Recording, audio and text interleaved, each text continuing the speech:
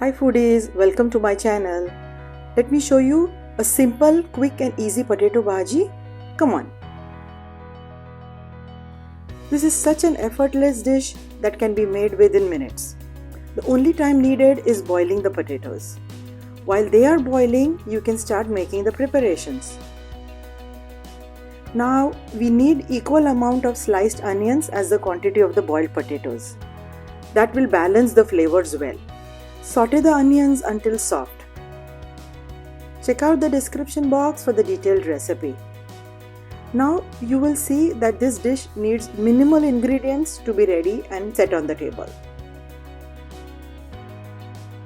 Since the potatoes are already boiled and cooked, we just need to heat them through.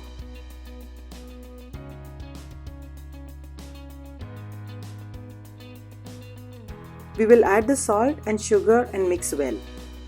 While I mix this, go ahead and click the subscribe button for such quick and simple and yummy recipes that I post every week.